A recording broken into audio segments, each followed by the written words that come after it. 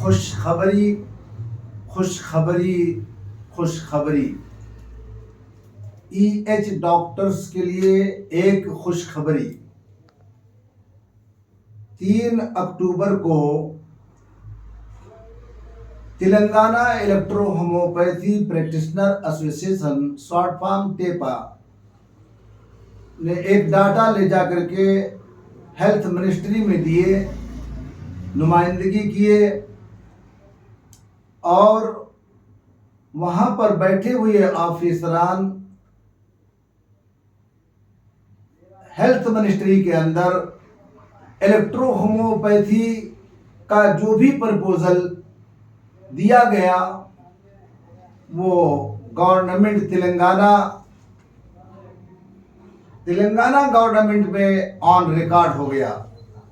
ये कोशिश, ये प्रयास बहुत दिनों से जारी था, जो 3 तारीख को यानी 3 अक्टूबर 2022 को पूरा हो गया। यहाँ एक बात और कह देना चाहूँगा,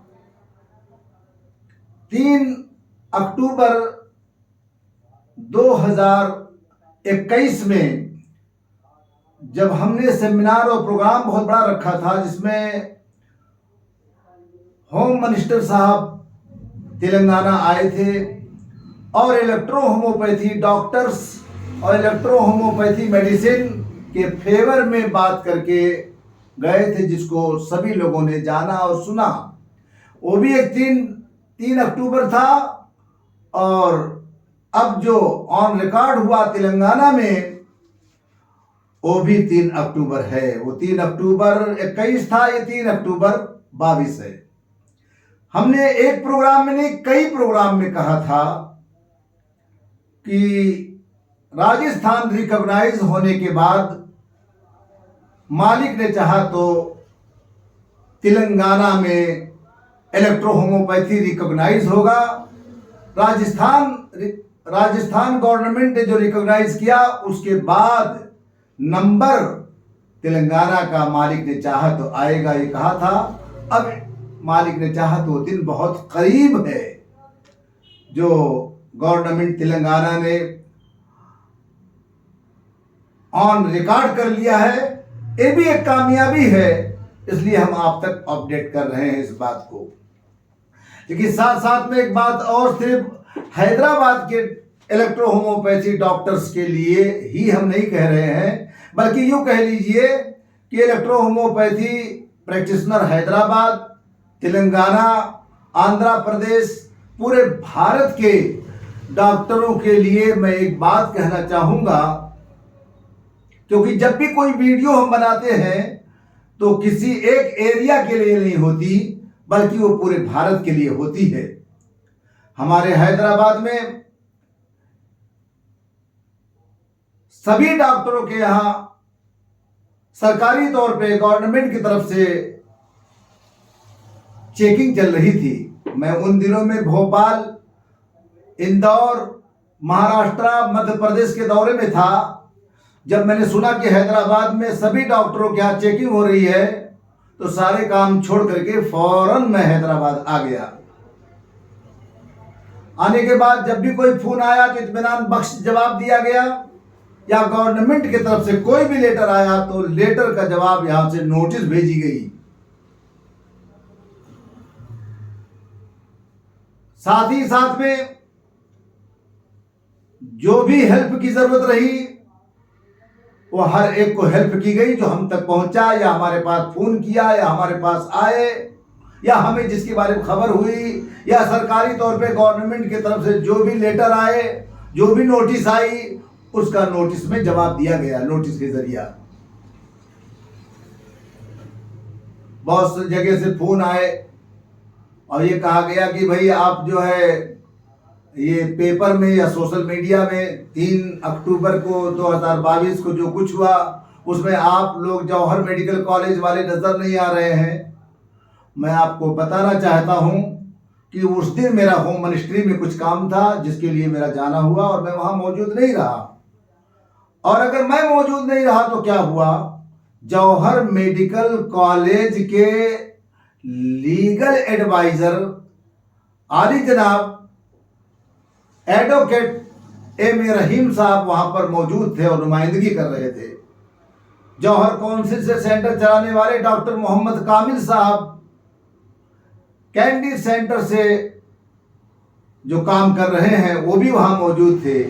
और मेरा जब electro homeopathy association Andhra Pradesh में भी है, तेलंगाना में भी है, हैदराबाद में है, उत्तर प्रदेश में है, जम्मू एंड कश्मीर में है, कर्नाटक में है, तो मैं जब कई स्टेट में काम कर रहा हूं तो हर स्टेट में मेरा हर जगह मौजूद रहना ये मुमकिन भी तो नहीं हो सकता, लेकिन काम हो रहा है। टेपा की टीम ने जो काम किया है वो काबिल मुबारकबाद है और हमारी शुभकामनाएं उनके साथ है। पूरे टेपा की टीम के साथ हमारी शुभकामनाएं हैं, हमारी दुआएं हैं और हमारा दिया हुआ हौसला भी मेंबरान के पास मौजूद है। और हम अपील करेंगे कि और जो इंस्टीट्यूट चलाने वाले हैं या बोर्ड चलाने वाले हैं या कॉलेज चलाने वाले हैं या सभी डॉक्टर से हम अपील करेंगे कि टेपा के जो मेंबरान हैं, जो बच्चे काम कर रहे हैं, उनको सब मिल के हौसला दें। और हौसले की ज़रूरत है और मेजॉरिटी की ज़रूरत है, जब ही हर स्टेट में कोई अच्छा काम किया जा सकता है।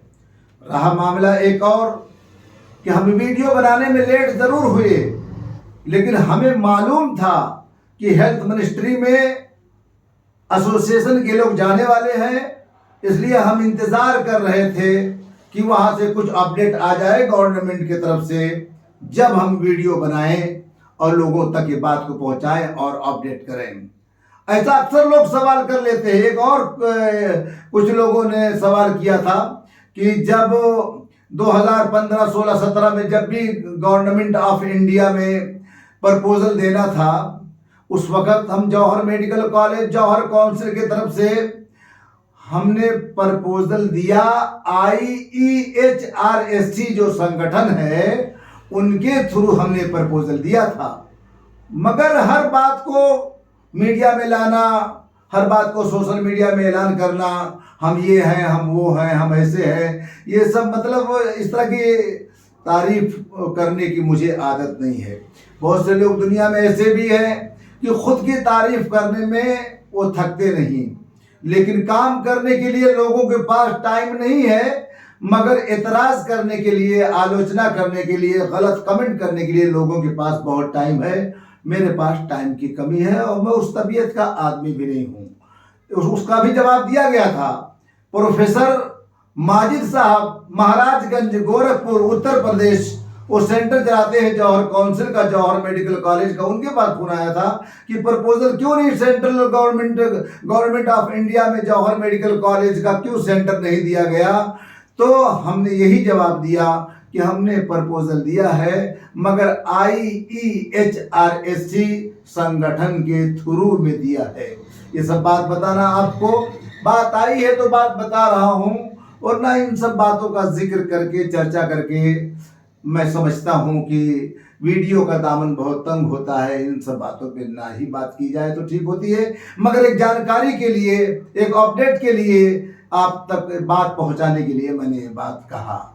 साथ ही साथ में पूरे हैदराबाद, तेलंगाना और पूरे भारत के EH डॉक्टरों से एक बात कहना चाहता हूं कि देखिए, आज हैदराबाद में चेकिंग हो रही है, पहले भी चेकिंग हो चुकी है, और इस तरह से कर्नाटका में होती है, पूरे भारत में होती है। चेकिंग होना, जिसको हिंदी में छापा मारना भी कहते हैं।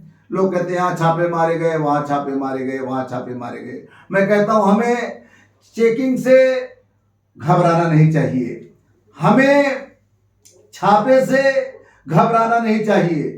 छापा तो पेट्रोल पंप पे पड़ता है, छापा तो मिठाई की दुकान पे पड़ता है, छापा तो राशन की दुकान पे पड़ जाता है, छापा तो शादी खाने में आकर के पड़ जाता है। पुलिस का छापा आप देखते हैं, छापे पड़ते रहेंगे, हमें उनसे नहीं डरना चाहिए। चेकिंग ऑफिसर्स की तरफ से होती रहेगी, हमें उसके बारे में फिक्र नहीं करना चाहिए।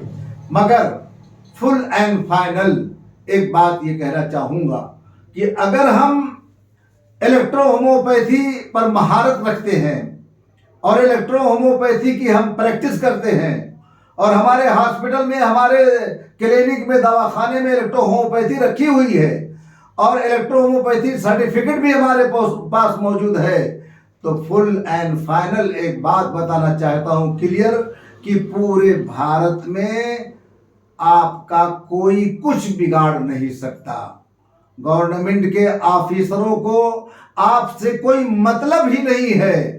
अगर आपके पास EH की सर्टिफिकेट है और इलेक्ट्रो होम्योपैथी की प्रैक्टिस है, इलेक्ट्रो होम्योपैथी जो है आप डिस्प्ले करके रखे हैं, इलेक्ट्रो होम्योपैथी आपके दवाखाने में मौजूद है, तो आपको कुछ भी सोचने के लिए और डरने की जरूरत नहीं है।